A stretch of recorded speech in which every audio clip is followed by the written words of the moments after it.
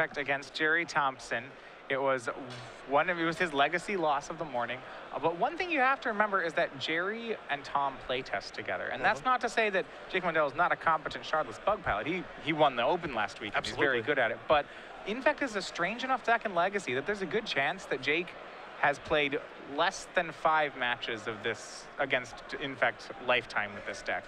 You know, Infect is a very explosive deck that punishes missteps against it. So he's going to have to be pretty careful if this is something he's not experienced playing. Now, one thing that if you're Jake, if you follow the Open Series at all, you know what Tom's playing. You know exactly, if you get paired against Tom in Legacy, it's one way, and it's going to be Infect. So Tom immediately going to play for the Catacombs, get a Tropical Island, and play Glistenerelle. Mondello will draw his card for the turn. Mondello's going to shuffle Tom's deck here and then move forward with his turn.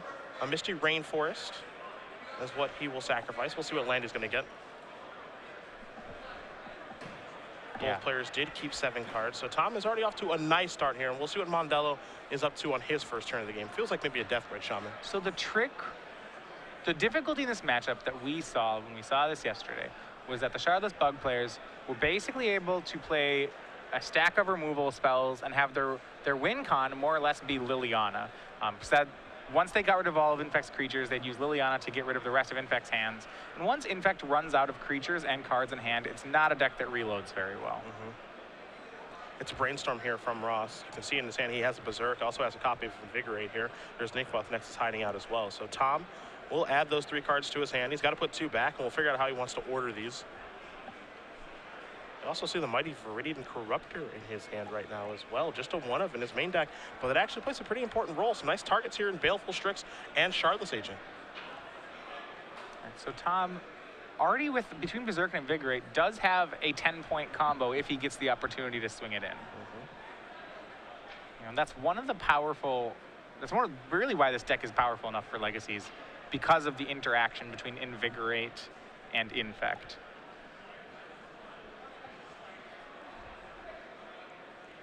It's time for Ross to put 2 back. Looks a little bit unsure of himself, but now he does decide. So the Brainstorm does resolve. There is a Savannah. This is an attack. And I like just actually how he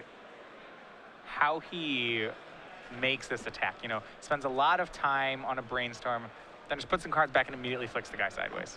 And it looks like Mondello did not block here. Maybe he did, we'll see.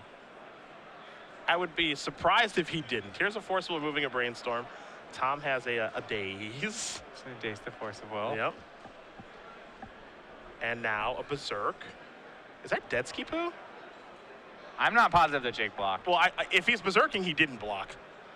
Yeah, no, he did. Yeah, he did not block, and he is dead on turn 2. Tom Ross making this game and this matchup look easy. He's up a game right away. So walking this matchup, I said, if you haven't played a lot of matches against Infect, and I'll be honest, like, I haven't. I've played against this deck, I think 0 times in Legacy. You can really get the rug pulled out from under you when you play this matchup. And I think Jake Mondello saw that there. You know, turn one Death Ray, Tom swings with Glistener, you're like, all right, well, what's the worst that could happen? And the answer is, well, Tom will kill you turn 2 with counter magic backup. That's the worst. That's the worst thing that can happen. That's pretty bad. I mean, that's ridiculous, right? Yeah. So, Infect is very punishing on a misstep, and just a slight miscalculation there cost Jake the entire game. Well, Mondello's sideboard is where we are heading right now. He's got an additional copy of him to Torak to go along with the couple he has in his main deck. 2 Golgari Charms, 2 Thoughtseize, 2 copies of Nile Spellbound, 2 Disfigures, 2 Flusterstorms, a Force of Will, 2 copies of Chill, and a Toxic Deluge. He's got beautiful options here. Charm is great against the all 1/1 creature deck. Thoughtseize is very good against this deck to just really break up what they are trying to set up. Disfigure as well, really good at killing these creatures if Tom doesn't have a Pump Spell or a Vines of the Vastwood. So I imagine, again, that this matchup is relatively good for Jake, but the point that you're kind of driving home here is the important one where, you know, Tom and Jerry probably tested this matchup some while they were testing Roanoke this weekend, but by and large, when you play against Infect and Tom Ross playing it, this is the first time you played against this deck. I can't imagine a lot of people test their deck against Infect. Well, if you want to test against Infect, first of all, you have to find someone that plays Infect, which right now, at least on the Open Series, that's one guy. So if you don't know Tom Ross, you'd have to proxy up the deck. You'd have to find someone who knows how to play it. There's a lot of hoops to go through if you wanted to play test this matchup that probably you will never face. So I think there's like good reasons that you wouldn't have played it much. What does Ross have on his side of things? All right, so we looked at this last time. It can be a pretty difficult matchup for Ross. We saw in the match against Jerry that a lot of times his creatures were susceptible to just a stack of removal spells. So we found that what he wanted to do in the sideboard was just board in more creatures and more way to find additional creatures. So he has 2 Necropedes. If he needs more creatures, he also has a Sylvan Library to help him restock after Jake kills all his things. But really the game plan in this matchup is what you saw right there. Tom doesn't want these games to go long at all. The longer it gets, the worse it gets, right? Yeah, I think there's some matchups because, so Infect does this great thing where it actually chips at people and doesn't use its pump spells. It forces its opponent to leave up a lot of mana to answer a possible pump spell, but then Tom never actually uses it. So you'll see him swinging like for 1, and then 1, and then 1. His opponent can't play anything, so they have to leave up 4 mana or something to not die. In this matchup, so like you can do that, for example, against, say, a Stoneblade deck. You can go long because you just tie up all their mana every turn. In this matchup, because Charlotte has so much removal, Tom can't do that. He can't do this chipping away strategy. I think he wants to combo kill as quickly as possible here. As these players do finish up sideboarding for what is a relatively complex matchup, we will talk about our dual Open Series weekend that is happening actually sooner than you think, honestly. September 27th and 28th, you and Patrick Sullivan will be bringing the fun from New Jersey. Yeah, so this is our first double Open Series weekend. So there's an Open Series in both New Jersey and Indianapolis that weekend. But you're right, we'll be covering on SCG Live the Open from New Jersey. But if New Jersey's far for you, if you're in the Midwest, we'll also have an Open Series in Indianapolis. Yeah, I'm looking forward to this weekend. It's the first time that we've ever done a double Open Series weekend before. If it goes well, I think there's a chance that we do it again. And we can't forget that this is the first weekend with Khans of Tarkir in Standard. So again, Return to Ravnica and friends are leaving. Khans is coming in. And this is the opportunity for you as a player to make your mark on the weekend at one of these Open Series events. I'm looking forward to all of the results from this tournament, from these 2 tournaments, excuse me, where, we're going to have deck lists just pouring in. A lot of innovation, I imagine, and everyone's, attention is going to be on these 2 tournaments and see what wins, what makes the top 16, what performs well, what are, the top players playing, and what does Khans change in our Standard format. I mean, it's always interesting to see what happens on the first weekend, right? If you go back to the first Opens that we played a year ago when Theros Block came out, it's not at all what the metagame ended up looking like. Absolutely. We had Mono Red Devotion aggro winning. I think there were 2 Naya mid-range decks in the top 8. These are things you don't really see in your top 8s at all anymore. Those decks are long gone. Yeah. White Weenie was one of the top decks. That one actually has somewhat stayed around. Yeah, it hasn't really gotten the footing that I think a lot of people had expected or hoped. Green-white kind of started off really well, and then it ended up being really bad. Now it's all of a sudden really good again in Standard. So those things changed. I mean, Mono Blue Devotion wasn't anything. We didn't see that until the Pro Tour in Dublin. So, that first week where people get the opportunity to brew and innovate and try these new cards out, anything is viable. If you have a good idea, you test it, you play it, and you see what happens. Yeah, Mono Black it took until after the Pro Tour for that deck to catch on. Yeah. No one knew that Pack Rat was going to be that good, and it ended up being great. So game number 2 here between Mondello and Ross. Mondello is going to start with a Deathrite Shaman off of Bayou. We'll see if Ross wants to counter this. Looks like he is looking at a Force of Will. Maybe he wants to slow Mondello down a little bit, as he does bring Force of Will to the front of his hand. Yeah, well, he has a pair of Force of Wills in hand. I was wondering if he was going to play Force of Will, pitching Force of Will. Here he's going to actually pitch the Blighted Agent, however. Now, that is an interesting discard. To me, that probably means that Tom has, something like an Inkmoth Nexus in his hand that he is happy to try to win the game with. The creatures, actually, for Ross aren't as good because he's playing against a deck with Abrupt Decay. So that's where things get a little bit difficult. Yeah, I am interested to see him pitch away a creature like Blighted Agent here because his creatures are at such a premium in this matchup. Jake has a lot of removal, and there's a real concern that Jake will just kill all of Tom's things. Verdant Catacombs will bring Ross down to 18. Tropical Island is the land he does search up, and now there is a Noble Hierarch. You can see in his hand he does have a copy of Sylvan Library as well to work himself into the mid-game with, as Mondello will draw a card. And I do kind of like Ross's approach here. This deck, at times, Shardless Bug can rely on Deathbright Shaman to provide its mana, and Ross is basically saying, well, I'm going to try to get you. Yeah, well, Jake is an opening here for him to Turok. Because Tom's 1-drop wasn't Glistener Elf, it was Noble Hierarch. This is a pretty reasonable play to go for, and he's going to get 2 cards from Tom. Granted, they're not at random, but Tom has to burn off a second Force of Will. I think part of the reason Tom does that is because he wants to protect the Sylvan Library in his hand. That's his big plan, is to get that thing into play. Now, his draw for the turn was a copy of Dryad Arbor. Yeah, he has Dryad Arbor, Glistener Elf, and Sylvan Library. But if Dryad Arbor has Summoning Sickness, he's not going to be able to play all 3 of these this turn. But I do believe that the library is probably the more important of the 2 cards, and he will deploy that. You see Mondello does have a copy of Liliana the Veil in his hand, and he's going to go with a Baleful Strix, so that will draw a card. And this is what we saw in the match between Thompson and Ross yesterday, is that the cards that seemed to really hurt the Infect deck were Baleful Strix and Liliana of the Veil. Both of those are in Mondello's hand this game, so we're going to see whether or not Ross can put together an attack that gets around them. Ross will activate the library. Take a look at a couple of cards here, see if he wants to pay 4 life to draw one of them.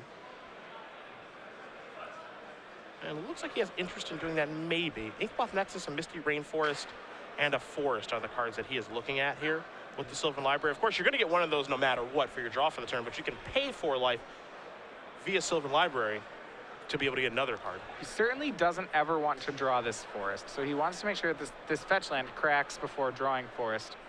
But he also wants to get the Inkmoth down as soon as possible, so not certain which one he wants to do. It looks like he paid for to take both the non-forest lands.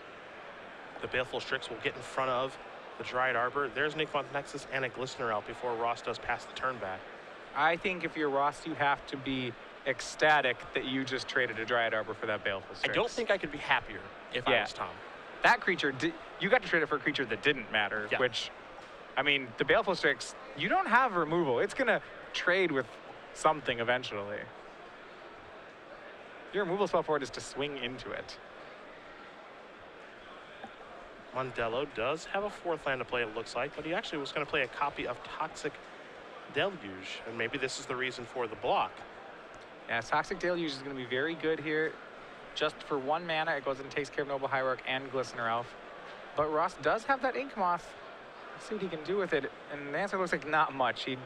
His top 3 cards are another Elf and 2 lands. So there's no Invigorate Berserk coming on here. Ross going to fire up the Inkmoth Nexus. 1 Infect will be dealt to Mondello.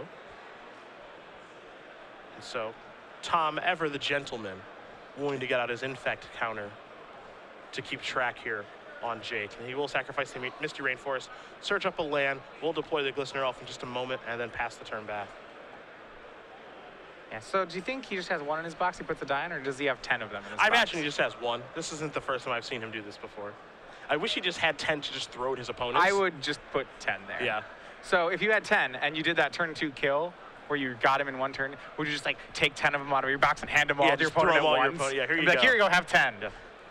Yeah. These are yours. I need those back now because you're dead. Yeah. Here's a Liliana. That will take care of the less than Glistener Elf. sporting. You know, one could argue. One could definitely argue it's less than sporting, as Ross is going to take a look again with the library.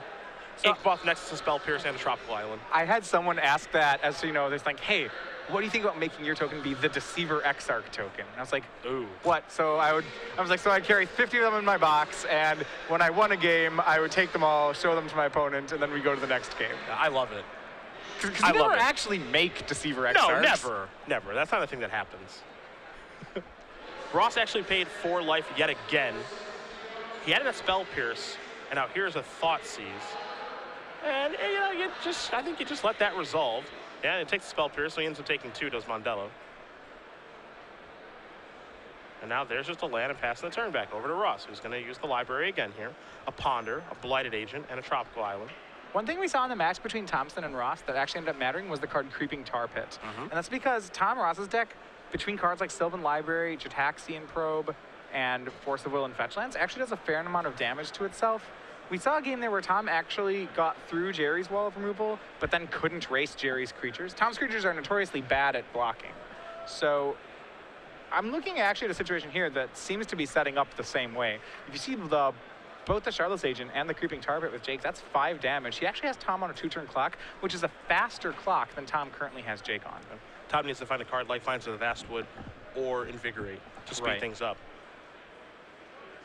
Because of that, I feel like we're going to see Tom ponder here. Wouldn't surprise me. I mean, Tom has put himself, you know, kind of into this trouble on his own, right? You know, he's the one that's drawing the cards with the library. He's paid 8 life to draw cards. Right. He So, could be that at was 16. up to him. Yeah, that was up to him. But you can understand where he was trying to get to. Further the game along, try to get Jake dead before he got himself into the later game, which does favor Mondello. But I feel like he's going to have to draw 1 or maybe 2 pump spells here to win this race. And the only way he's going to find a pump spell is by pondering. He could keep Blighted Agent as a chump blocker. But that's less than appealing. That doesn't work. And if Mondello has any removal spell, then that line doesn't work. Ross is going to fire up these 2 copies of Inkmoth Nexus. Come across here. Put Mondello up to 3 Infect. And just pass the turn back. Tom's draw was an interesting one that turn. I believe he just drew a land and moved forward accordingly. I'm maybe curious trying to set him up. Maybe. I want to know the line that Tom has him on. So right now, Tom doesn't have a pump spell and would have to draw a pump spell. But even then, a free pump spell only puts Mondello to 9 poison, even if it's an Invigorate. So it looks like he's still 1 short right now. Charlotte's Agent will cast the Thoughtseize. Yeah, he took a Trop. It's interesting. Didn't play the drop either. Yeah. Another Tar Pit's going to come into play. Here's an attack for 2. Ross going to go down to 6. Mondello will pass the turn back. 2 and 3 cards. What Tom is looking at. Yeah. The new card off his Sylvan Library was a Glistener Elf. So he has actually a lot of Infect creatures right now, but does not have too many ways to pump them. Here's a Ponder. That will resolve. 2 and 3. Third card's a Pendelhaven. That's not the most helpful. Not terrible. It might be good enough here. So Pendelhaven allows him to, well, he's actually mana short, but he can start attacking with 1 Inkmoth and then blocking with another one. It at best buys him a turn. But he's going to shuffle this away. Not happy with what he sees. So a mystery card is coming.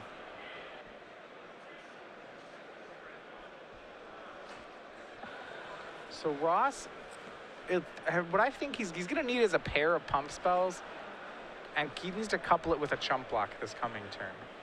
So there are a lot of things that have to go his way right now. Well, let's see what the mystery card is first. Inside the mystery box is a Misty Rainforest. Not what Tom was probably looking for. Yeah, another land has got to be low on the list of things he wants. Up to 4 Infect. There's a land, pass it back. So he's going to have to chump with the Inkmoth this turn, which means that his swing plus an Invigorate only puts Jake to 9 Infect. Tom's top deck is going to have to involve a Brainstorm then, because he needs 2 pieces. That, or he needs Mondello to not get horribly aggressive. Here's a Thoughtseize. Another land. So the coast is clear for Mondello to do things. Yeah, Mondello has a pair of Tarmogoyfs, so right now doesn't have any interaction with Inkmoth. His best interaction, I think, is to just try to kill Tom. Yeah, Tar Pit it up. Yeah.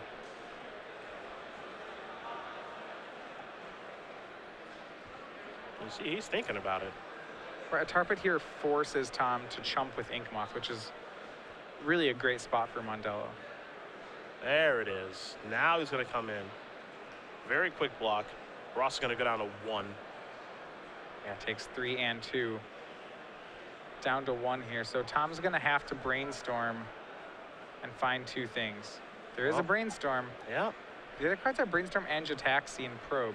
So none of, like, he needs to find double pump spell, and this isn't going to work because he can't crack that fetch land to reset. Yep. I don't think, because there's only going to be 1 new card that Tom will see here, I don't think he has a line that works. I think he's coming to that conclusion right now as he's sort of doing the math. He's going to draw a card. He's going to cast Jataxian Probe. probably wants to get information on what Mondello has, which is 2 Tarmogoyfs. He will draw the copy of Brainstorm, cast the Brainstorm. It gets him 1 card deeper, so if he finds Invigorate in those cards, then he would get it. He's playing to some pretty narrow outs. And he didn't find either of his pump spells, so we'll be going to game 3. Jake Mondello does win game number 2. A Shardless Bug versus Infect, heading to a 3rd game. Jake got to play more than 1 turn that game. Congratulations to him.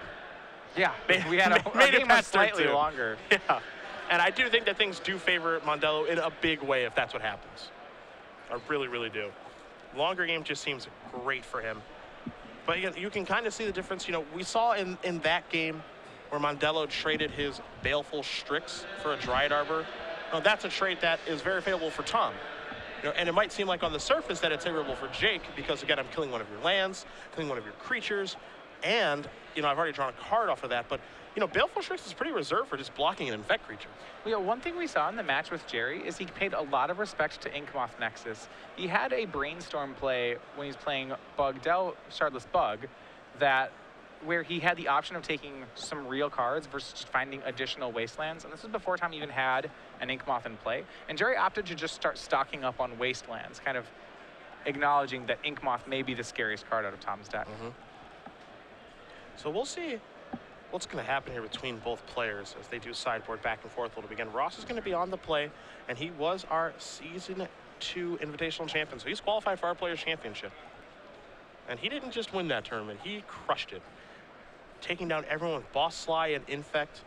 You know, Boss Sly really putting those red decks on the map. Now he's moved over to Rabble Red, which is what he's playing in this tournament. I was a little surprised to see him playing that, given that, you know, the last couple of tournaments haven't gone great for Tom when playing Rabble Red. He, you know, was in DC, didn't have a great finish there. But he said, you know, I'm just going to play what I know, and hopefully it works out. One thing when you're playing these really low curve decks is that you can spike a tournament where the metagame is just great for you. And I think Tom really hit that at the Invitational. In the top 8 rounds, he dropped 1 game. Yeah. And I remember he had a quarterfinals match against Brad Nelson and a semifinals match against Alex Bertoncini, who were both playing Jund Monsters at the time, which both matches were comically not close. Tom crushed them both. Yeah, and then there were things where I remember as soon as turn 3, you would look at the board and you were just thinking, I don't see how the Jund Monsters player could win from this state, even if he got to pick his draws. And this is turn 3, you know, this is very quick in the game. Yeah. No, that deck was well positioned. He picked 2 great decks for that tournament. Of course, he's got extensive knowledge on how to play both. You know, he's really doing the same thing this particular weekend, and he is off to a 7-2 start. His losses yesterday to 2 fantastic players, Jerry Thompson in the legacy portion, and then Shaheen Sarani in the standard portion. So, you know, he's lost to 2 great players playing decks that they know how to play in Shardless Bug and Esper, and Tom is playing decks that he knows how to play. So we'll see if he can move forward again. He's top-8'd both Invitationals this year. It would be one heck of a run if he top-8'd all 3. That'd be insane. Yeah, that would certainly be an impressive thing to add. Remember, Tom Ross is 6th currently in our current seasonal standings. Yeah. And again, even though he's qualified, I mean, it's still impressive nonetheless, even though, you know, he doesn't really get to travel as much as a lot of the other players do. So, you know, his standing is very, very impressive. Don't want to take away anything from Jake Mondello as well. I mean, he's just coming off of a Legacy Open win last weekend in DC, a very impressive one with Shardless Bug. Yeah, as you said there, Tom Ross plays significantly fewer events than most of the players here. So to be the overall sixth place person in the standings with the number of events he played really shows that he may have the highest, I would say, average finish of any of the players currently on the leaderboard. That's certainly possible. You know, I believe that between Lloyd Kerr's win in Baltimore and Mondello's win last week, and we don't want to forget about James Wynn winning in Portland as well, that might be the big reason that Shardless Bug is kind of all over the place this particular weekend. You know, Jerry Thompson's playing that deck. Not much of a surprise there. Mondello's running it back this weekend. A bevy of other players out there playing Shardless Bug. It looks very, very well positioned on the weekend. A lot of the players that are playing it have been doing very well in the legacy portion of the tournament. Their standard records are what they are. You know, Thompson yesterday did go 1-3 in the standard portion, but he did go 4-0 with Shardless Bug in the legacy portion. So interesting to watch how Shardless does perform. And unfortunately for us, we are able to, you know, break it down by format on what the results are at the end of the weekend. There just isn't a lot of combo right now in Legacy being played. And we've seen that in our top 8s of the Opens over this last month. There's typically been between 0 and 2 combo decks in all of our top 8s. It's a little surprising to me that there's so little combo. I mean, you think of Legacy as kind of a, a hectic place where you can play combo decks and just destroy everyone, be it with Storm, be it with Belcher or Usoft spells or Dredge or whatever. And those decks have not been performing very well. I mean, I think a lot of this is due to just recent releases of cards. Combo has gotten notoriously few tools, I would say, in the last 3 years. Like, possibly the best card they've gotten is Swan Song. Sure.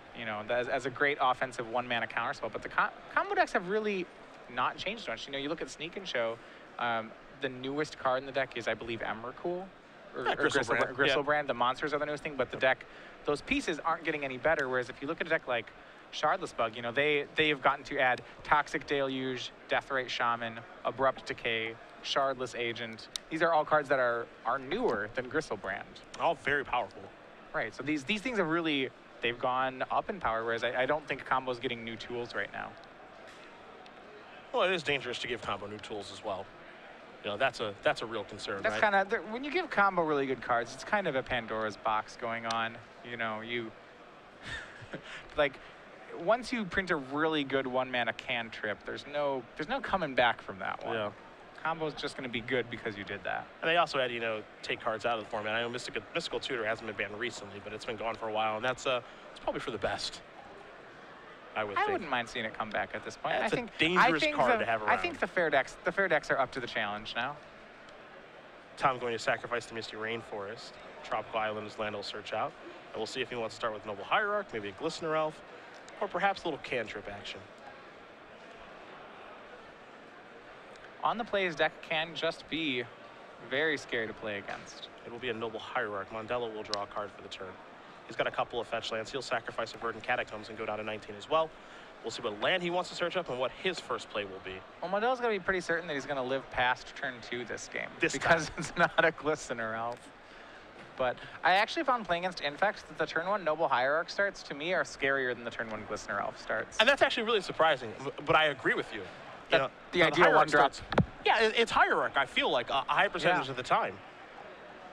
You wouldn't think that the ideal one-drop in an Infect deck would be a creature that does not have Infect. It's a Jaxian Pro, we will see. A Deathrite Shaman, a Shardless Agent, a Tarmogoyf, Liliana Veil, Creeping Tarpit, and another Verdant Catacombs here from Mondello. So Ross will record that information.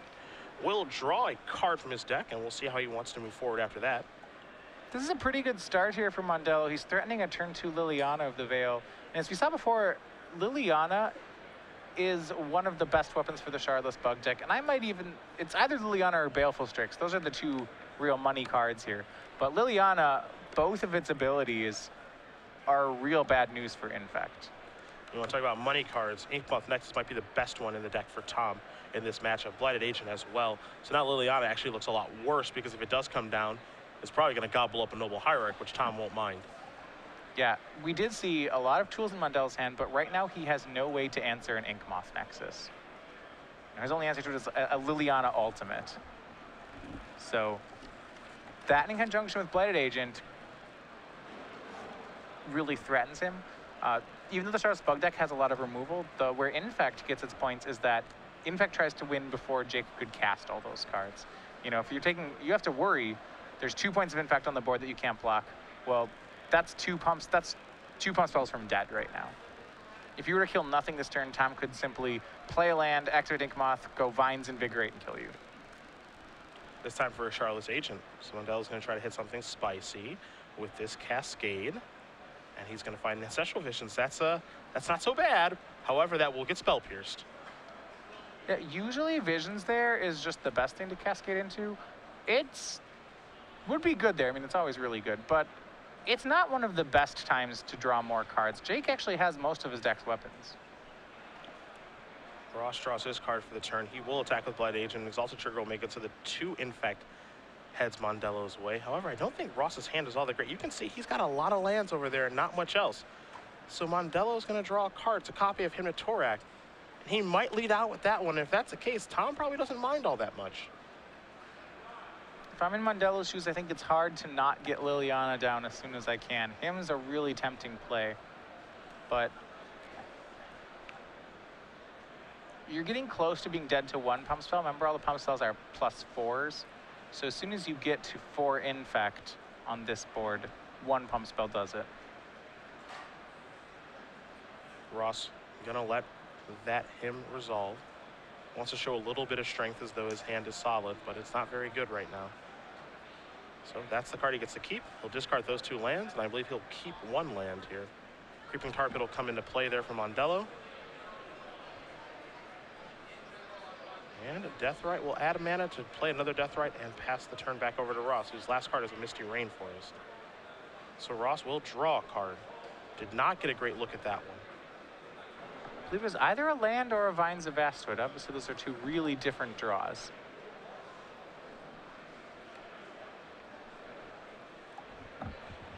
And it was a Vines.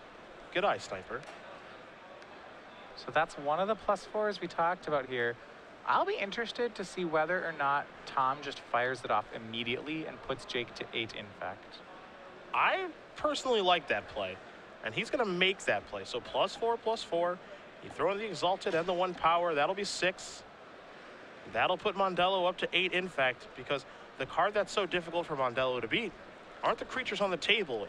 It's that land back there in Inkmoth Nexus. Well, now Mondello has to have 2 removal spells, because between Inkmoth Nexus, Blighted Agent, and Noble Hierarch, if you leave any 2 of them alive, it's 2 points of Infect damage. So suddenly that 1 Liliana isn't enough. And I think he may have actually just gotten Jake with that play. Yeah. I don't believe Jake can kill 2 creatures. He can't block either of the attackers. I think whichever one he leaves Tom with will get him. Mondello is going to deploy a Liliana. He will minus that. And I wouldn't be surprised at all, yeah, if Tom immediately sacrifices that fetch land. This is kind of what Dryad Arbor is in the deck for. Yeah, Dryad Arbor. We've seen this in a lot of these all-in combo decks. Was in Modern Boggles makes this same play, actually, where you can fetch for Dryad Arbor as insurance against Liliana of the Veil. And even if Liliana had hit a creature there, I think Mondello is still dead. But now that it didn't, I think Mondello is certainly dead. Ross will draw a card. He'll fire up and bash in here with both. Yeah, he's swinging 2 to be safe to a removal spell. He doesn't want to try to exalt one of them. Heads up play here, and I think there is a kill spell. And he says, I'm going right towards you.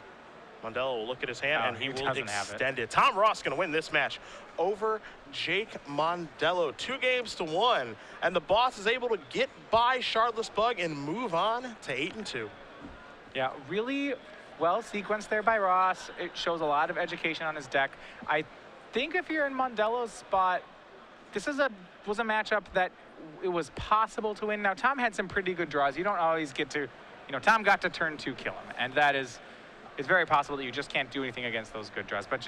But certainly, I think he was a little bit blindsided on this match. I think, this is kind of shows, what we talked about right at the start, is what is Mondello's familiarity with the matchup. You saw that Thompson